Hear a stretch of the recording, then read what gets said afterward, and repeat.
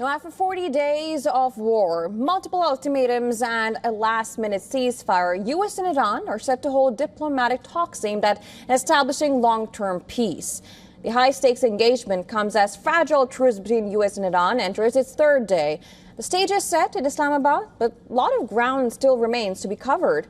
The Strait of Hormuz, Israeli strikes in Lebanon, and Iran's enriched uranium are some of the main sticking points. Iran's 10-point plan includes a list of demands that U.S. has refused to accept in full. The American demands include Iran opening of the Strait of Hormuz and abandoning its nuclear weapon ambition. Israel, on the other hand, wants Iran to end its support for Hezbollah, Hamas, and Houthis. While both sides are dispatching their top officials to Islamabad, the American side will be led by Vice President J.D. Vance. He will be joined by Trump's two trusted negotiators, Special Envoy Steve Witkoff and Advisor Jared Kushner.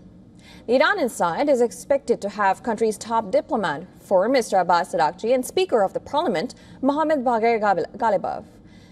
Now, Pakistan's Prime Minister Shehbaz Sharif will hold separate meetings with both the delegations, and the actual negotiations will be mediated by Pakistan's Deputy Prime Minister and Foreign Minister Ishaq Dar. Now, according to reports, Iranian and U.S. delegations will be sitting in separate rooms. Ishaq Dar and the team will work as carrier of messages between them.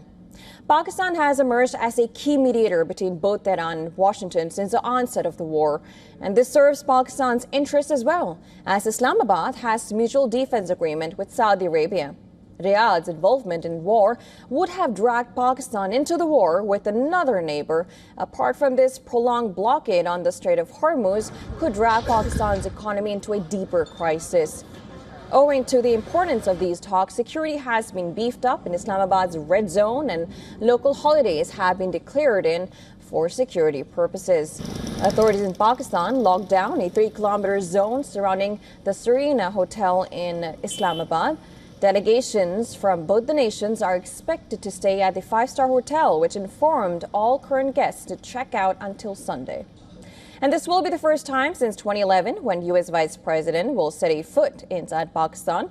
And last U.S. Vice President to visit Pakistan was Joe Biden in 2011. And this was the same year when U.S. conducted special operation inside Pakistan to kill infamous terrorist Osama bin Laden. The last U.S. president to visit Pakistan was George W. Bush in 2006. Now, we're already 2 days in, of course, this is the third day into the 14-day ceasefire. Military strikes have stopped, but American troops and Iranian army are still on war alert. And according to reports, Islamabad talks could last for days before any substantial agreements could be reached for the permanent end of war.